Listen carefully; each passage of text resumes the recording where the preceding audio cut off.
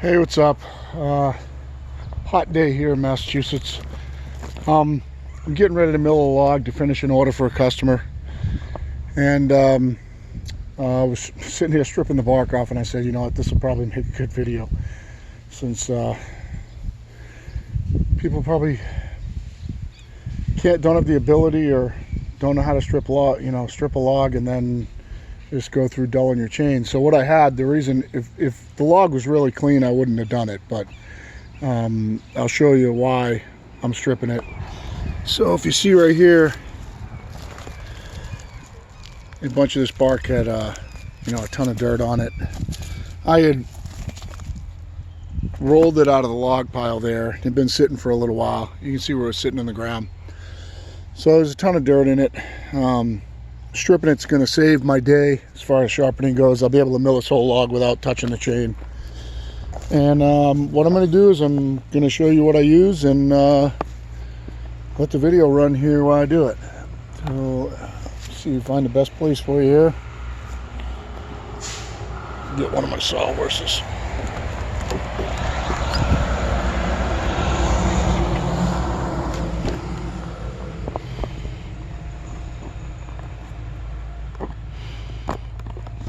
You know, everybody always wants these videos sideways. So it fills your screen, and I tell you what, I'm pretty damn close to just starting to film them up and down so I have the height. You're not going to be able to see me, but you'll be able to see what's going on. So tried a bunch of different things, and what I finally settled on was this thing right here.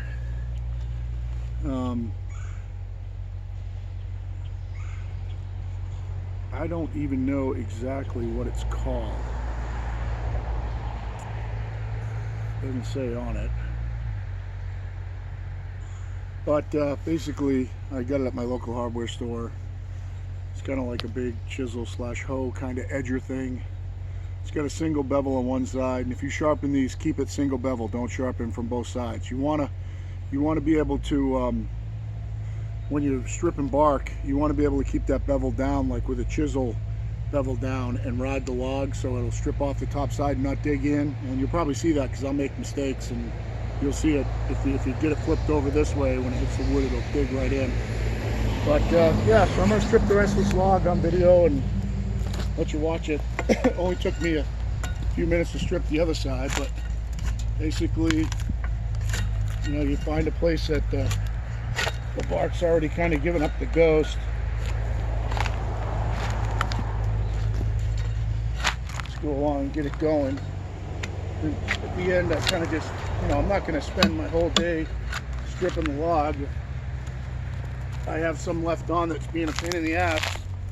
I'll leave it on if it's clean.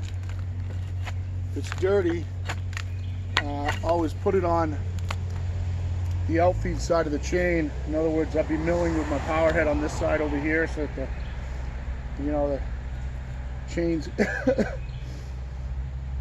the dirt is on the outfeed side. Seems to help.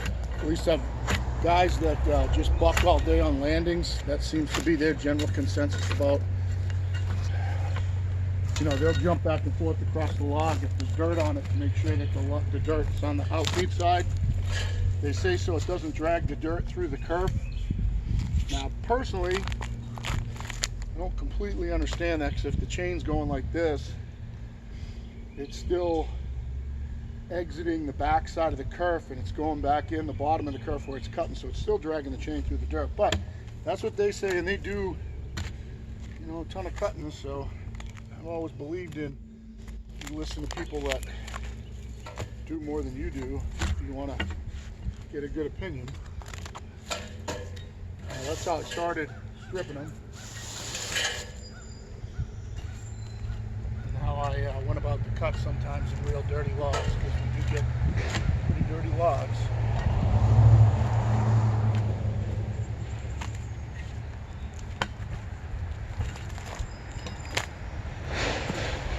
Obviously, this part's fairly easy. This is white spruce.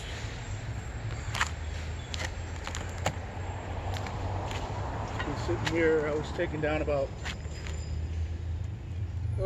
probably 6 months ago. Bark is kind of coming off fairly easy. Sometimes this isn't this easy.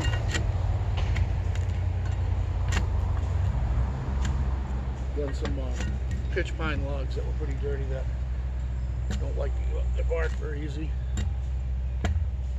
So this is an example of having that bevel down, is I can jam it in like that, but if I flip it, it'll grab the wood. This way it rides through the wood, well, except when I hit a knot. And that was a pretty tough piece there. That came right off. I'll shoot some videos milling, I think. It's, you know, pretty basic log. It's only 11 feet long. I cut it down beforehand,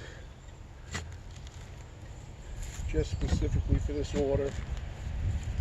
It was 20 foot for,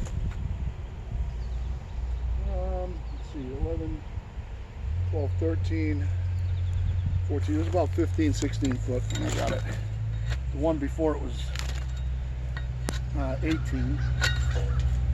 And I ended up getting a bunch of nice boards out of this order, a bunch of 8-footers, and giving her the 10s, because that's what they need for their order. Kind of an odd size. Seems like every log I have here is 8 or 9. They want a pine, but I don't have any pine 10-footers that I can get to right now. So I milled the spruce up for her, and it came out. Pieces are beautiful. So that's pretty much it. I mean, it's pretty clean now. Give you a good look at what I use again.